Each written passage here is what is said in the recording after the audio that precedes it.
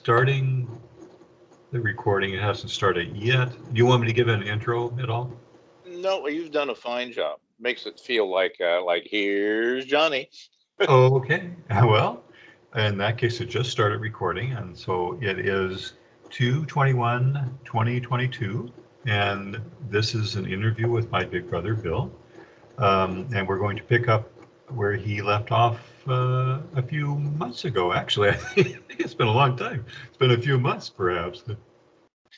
Yes, it has. And Ready? at what point are we picking up at, Bill? I think we finished junior high school and be moving then into the high school years and Oh, maybe beyond. Not sure, okay. but at least high school. All right. And at what point do you want me to let you know that we're no longer, that we need to stop?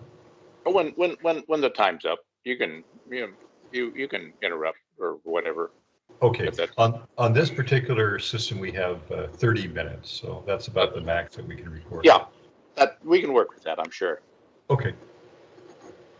All right. It's all yours. Okay, well, as Dan said, we're transitioning from junior high school, or maybe I said it, transitioning from junior high school into the high school years. And for me, the high school years was at Eugene High School, um, grades 10, 11, and 12. Uh, Eugene High School was a brand new school, never had any classes in it. And so my freshman year, freshman 10, 10th grade, whatever the 10th grade, maybe that's sophomore, would be the first class going totally through it. Oh, And it was a huge, long building. Uh, just, probably one of the, I would expect one of the biggest buildings in Eugene at the time, brand new and quite an experience.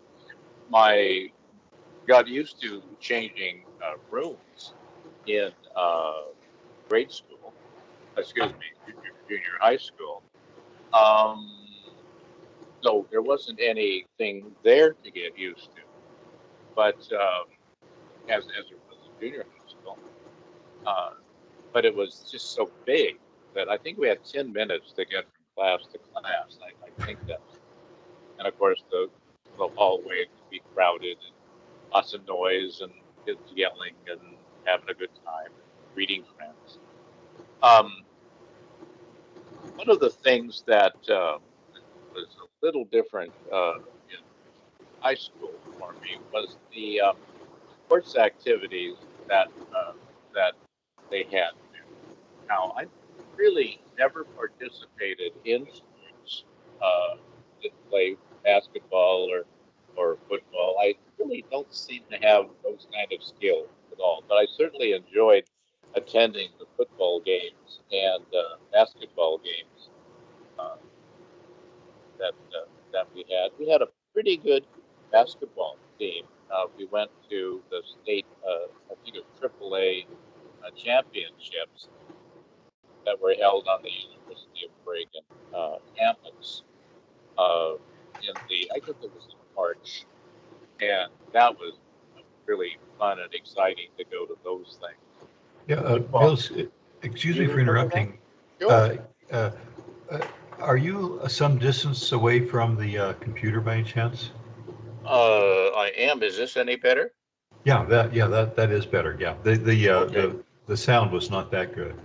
Okay. Okay. I'll lean forward here just a little bit. I'm surprised it makes that much difference, but I Yeah, guess maybe I should have already known that. yeah, that Okay. makes it. Yeah, that's much better. Thank you. Okay. I'll uh, I'll I'll, uh, I'll take care of that. They had other classes at the high school. Um, they had a wood shop there, and I don't even now remember what year I took wood shop. They were electives that one could take, and I enjoyed the shop stuff a lot. I built a desk, a little one rather small desk, just enough for one person. Blonde colored wood, had a couple of drawers on the left hand side, and a knee hole, I guess you'd call it, on the right hand side. Um, and I was pretty happy with the way that desk turned out. And I wonder what in the world ever happened to that desk. I There's so many things. Do you know? I remember that. I think I remember the desk. It was kind of a light colored wood, wasn't it? Yes, yes, that's right. That's right. Pat used that for, I think Pat used that as a study desk, as I recall. Good, And good. I used it off and on as a study desk. Yes, I remember that desk. Well, I'm glad you offered to ask Pat about that. Maybe we can remember to ask uh, uh, her about that. Yeah. Um, One of the, besides the desk, at that time, a next door neighbor, Bill Allen, had a boat, and I had the opportunity to go water skiing with those guys, along with a friend. Uh, Actually, I think it was a nephew of Bill and Dubs, from Coos Bay, a guy named Fred Millette. And I think there might have been, I don't know, I never thought to ask. My gosh, you just probably never talked about stuff like that. But I think there might have been some family issues that made it best that he come to Eugene. And uh, uh, he worked at Williams Bakery. Bill Allen next door was I guess manager of the bakery. Uh, Kept the staffing, placed the orders for how many loaves of something to bake, and just seemed to be in charge of all of that, making the bread get baked and distributed. Bill was a neat guy. He built this boat, a ski boat, and had an outboard motor on it. And so with Fred, we'd go water skiing, and that was just a tremendous amount of fun. I have really good memories. We'd go out to Fern Ridge Dam of the lake, I guess it would be, and go water skiing. And I have wonderful memories of that. I don't know that I ever thanked those people enough for that, because that was just an absolutely wonderful experience.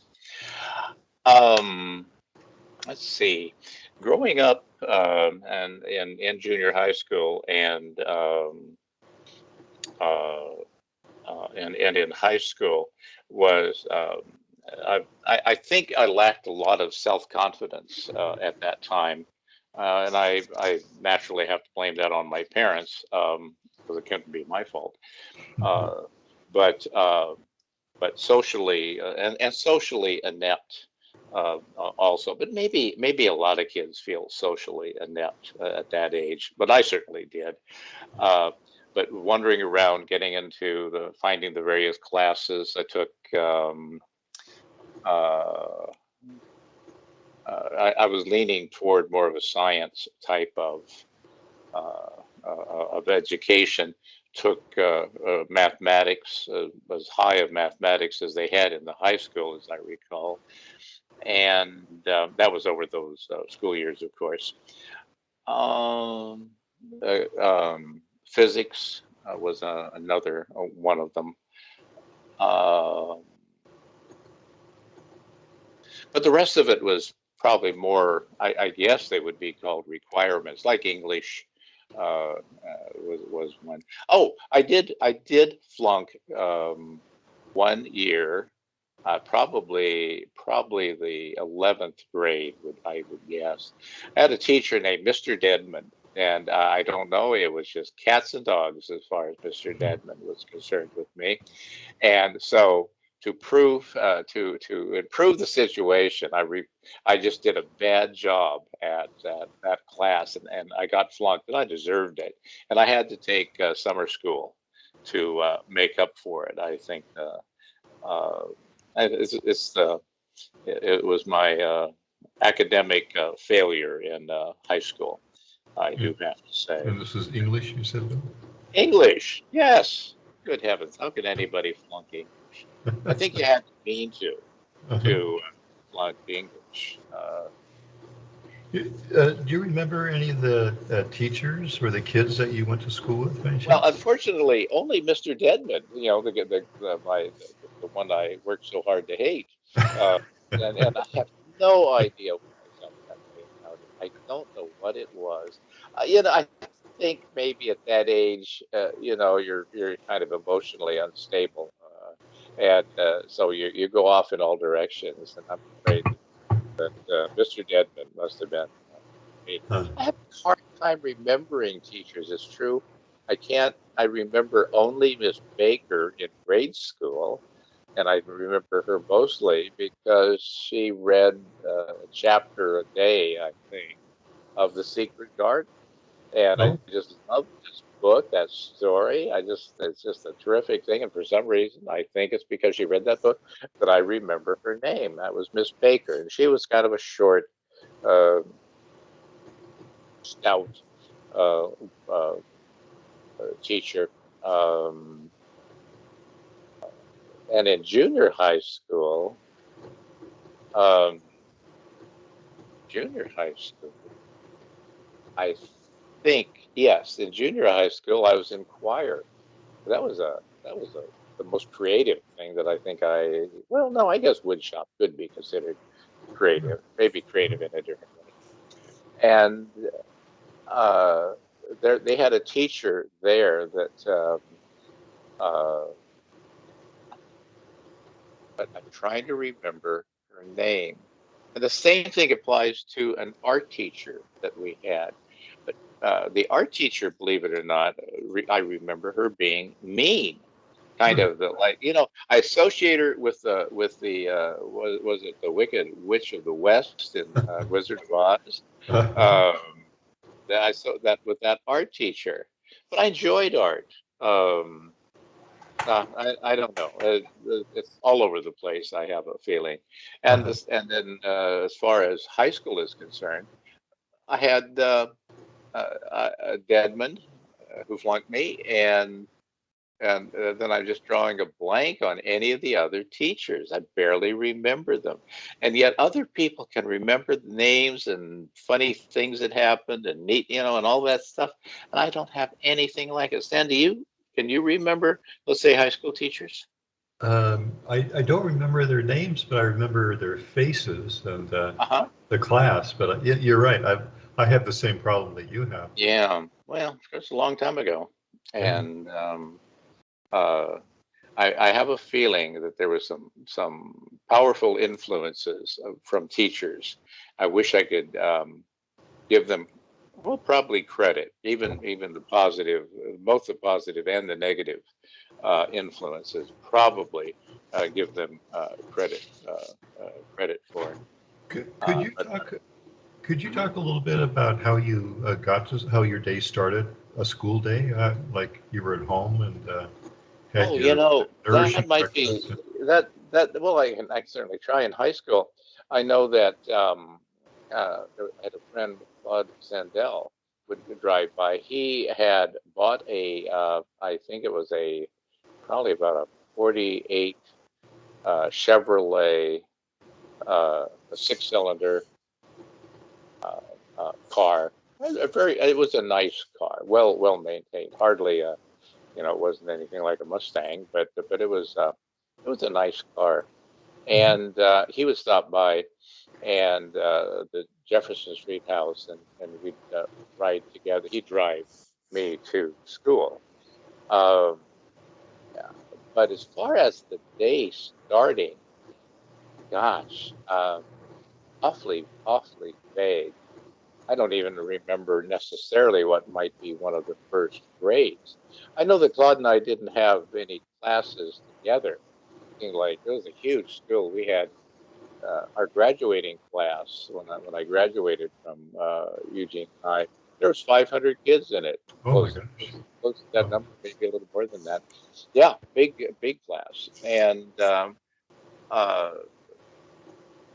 but I can't remember what a typical day would be like. I do remember the cafeteria. They had a pretty large cafeteria where one could uh, buy their lunch.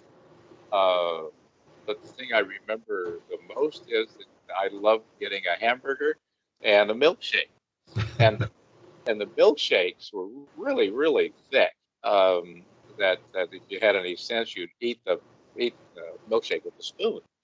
And uh, but naturally, it was, I don't know, for whatever reason, I try to drink it by tipping the glass back, and occasionally there would be a milkshakes avalanche, and I'd get a snoot full of chocolate milkshake, uh, required napkins and so forth to recover.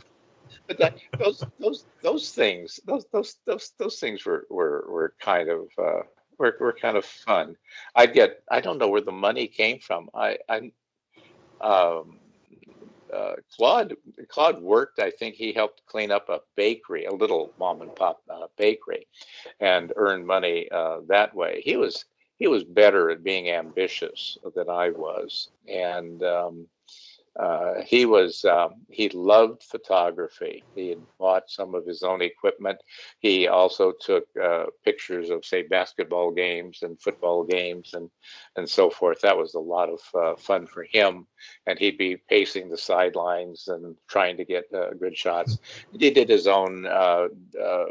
He had access someplace to a lab where you could do the developing. This was the days of film, and he would do his own development. He had I think they're 4x5 film, I think, is what he typically took.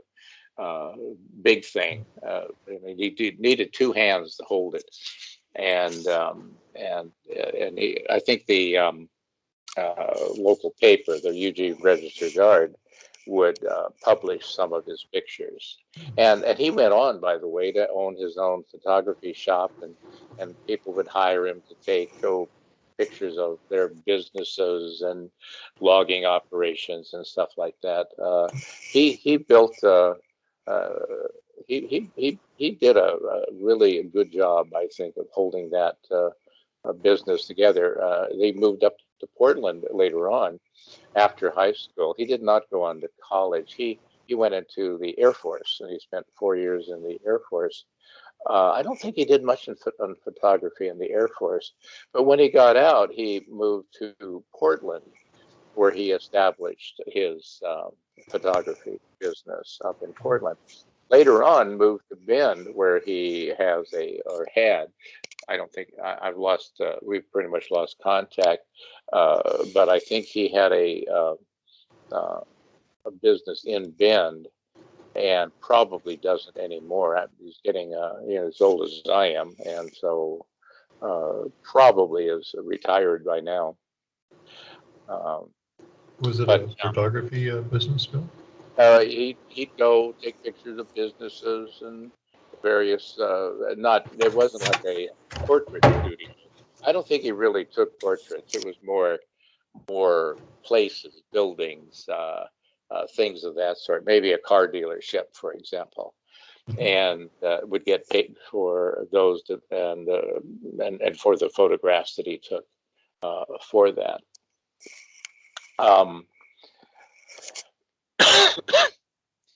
Let's see. In many ways, the high school classes themselves, for the most part, are a bit of a blur for me. You'd think I'd be remembering that a little more clearly. Just the it was the social aspect of it. There's a lot of learning going on, and it was learning that I wasn't very comfortable with, and that might explain why it seems like it was a blur. Um, I think I learned some things, mostly things that probably there's a better way to do it. I don't think if I'm diplomatic today, it certainly probably wasn't true then, and maybe I learned maybe the need for diplomacy in at that time. I think it's possible that would be the case. We did some work. I don't want to say that I was a total bum. There was work around the house, lawn mowing and so forth while in those high school years. But one of the things that was underway, and I think probably started when I was in junior high school, was cleaning the Lutheran church that was on 22nd and Washington, Oh, yeah. and which was just easy walking distance from the Jefferson Street house. Um, and I have many fond, mostly fond, not 100% fond, but mostly fond memories of that church. Today, they've built on the south side of the church a rather large, what do they call it, Stan? Is that It's a a fellowship. hall, fellowship They, hall? they call it a fellowship hall. Uh-huh. Yeah, okay. That wasn't there, but what they did have was a basement under the church itself, where they would have potlucks. They had a kitchen uh, associated with that basement area, uh, and I remember the Christmas, I guess potlucks there, little packets of like candy, various kinds of candy, were handed out to us kiddies. Maybe to everybody. I assume it was us kiddies, but maybe it's everybody. And it had the chocolate cream, a few chocolate creams in it, and also that ribbon candy that sort of got sort of a back Yeah. and forth wavy candy, brightly colored and so forth. That was always a treasure. I don't think I ever went to a potluck that it wasn't good. I don't know why that is. Maybe it's the atmosphere. We'd sing, I guess at Christmas we might sing some carols.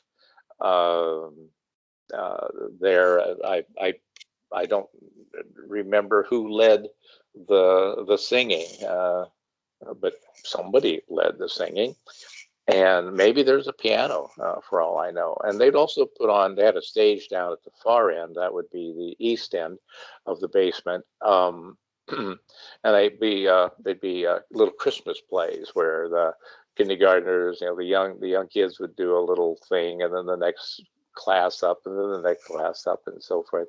One time I was the narrator, I guess, stood Oh, behind a podium with a speaker and felt had things to read. Uh, I don't remember feeling nervous about that. Uh, Not at all. I don't know why I wouldn't. It seems like that's worth being nervous about, yeah. but it wasn't. Do One of you the recall favorite. what? Hmm? I'm sorry. Was that? Do, I do was I just wondering, do recall? you recall what it was about, or? Well, I remember reading a text in particular. I think there was more than this, but reading a text from Matthew, I think, Matthew about the nativity. So Oh, a Christmas play would focus on the nativity, which is kind of the point of that particular point in the church calendar. And it seems like we had shepherds and a baby Jesus on the stage, and a Mary and a Joseph, and so forth. And it's sort of pretty much traditional. That if you watched an old 1950s or so Christmas play in the movies, it probably would look pretty much like our little amateur production. But it made parents proud and kids nervous, and that's a neat thing. But my favorite time of the church was the midnight service that we had on Christmas Eve, and the church had been decorated. We had there was Christmas tree, I think just one up front, and the windows had rather wide shelves on it that ran along the side, each side of the sanctuary, and there would be, I think there was styrofoam, yeah, styrofoam blocks, green blocks, and they had green boughs that they would poke into these, so that they would set that on this shelf and poke a candle into it.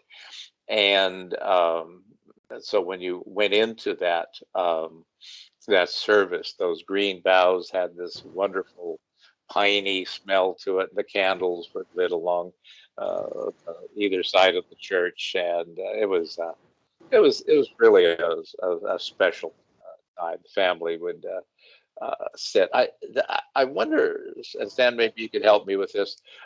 Dad was in the choir for a number of years, and Yes. so I don't know whether the choir had anything for Christmas or whether Dad sat in the pew with us. When he was in the choir, he was up up above, behind the next to the altar, in front of the altar. Right, And right. but when occasionally there wasn't a choir, I'm not sure what determined that. Maybe number of Yeah, people. But he yeah. at those points he would be down in the pews with us. Do you recall where we sat in the church? I for some reason seem to think it was, say maybe 5 pews back on the right hand side. Is kind of where I place it. But I don't know that there was consistency. Maybe it was. Well, come think about it. I think I can remember some on the left hand side too. Uh, so no, I don't really. I don't have a clear memory of Yeah, where we sat. yeah. Uh, do you? Uh, just like you, it's kind of vague, but I remember Mom talking about how we were always the last ones. We were the closest to the church, but the last ones in the church, because Dad was always so slow. He would have Yeah. to light his pipe and that sort of thing. Right. Yeah. Find some Uh, matches. Find his pipe. Find the tobacco. exactly, yeah.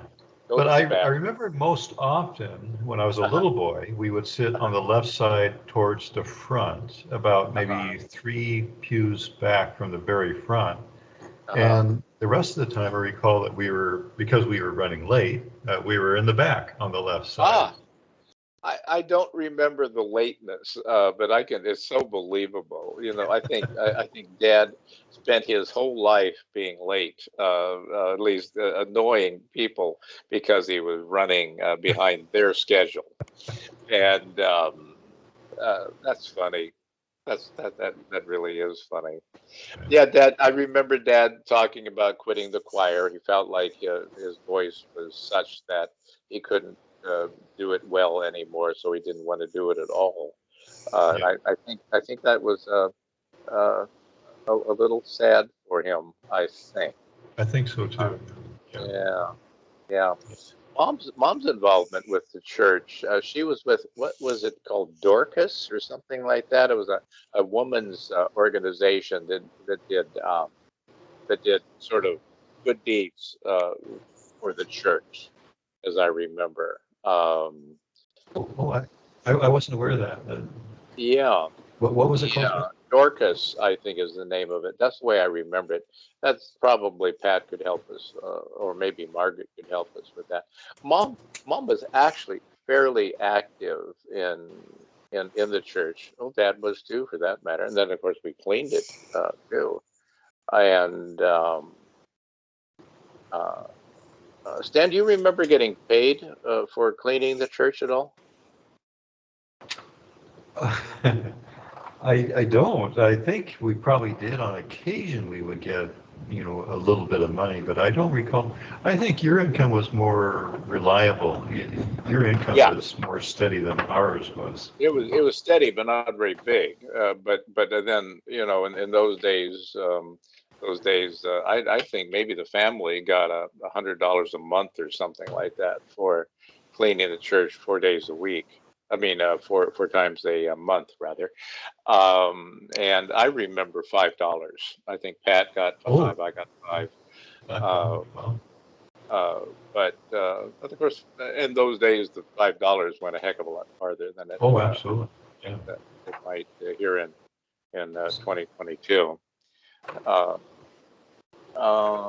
but yeah, Christmas was special. The smells, the potlucks, the decorations that were in the church. Uh, uh, confirmation class. Confirmation class was taught by Pastor Eppel, as I recall, and that was I think it went on if I remember correctly, once a week, and it was probably an hour long, would be my guess. And there was a set class for confirmation where and that we took that when I suppose, gosh, what was it, 14, 15 years old, something like that. Mhm. And so the Lutheran Church, uh, while they baptized infants, confirmation was when you were really old enough to start making more of your own decisions, and making a decision to belong to the church was part of it.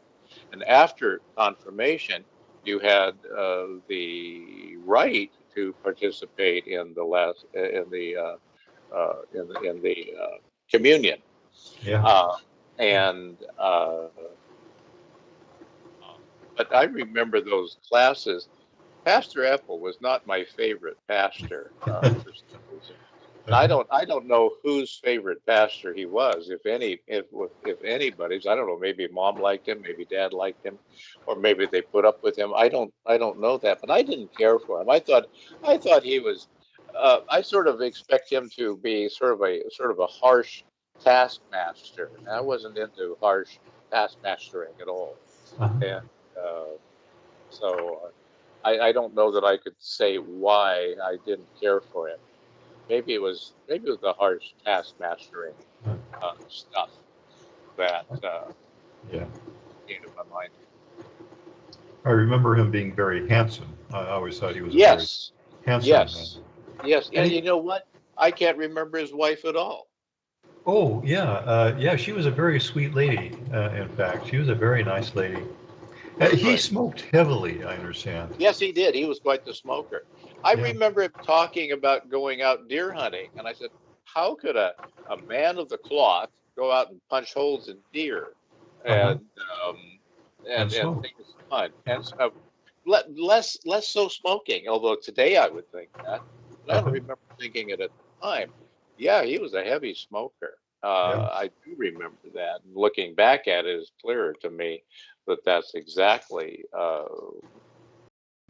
what he was, um, and as far as smoking was concerned. Yeah, he was a handsome man. I do think that is true. I don't know whether the ladies in the congregation were Twitter-pated by this handsome pastor or not.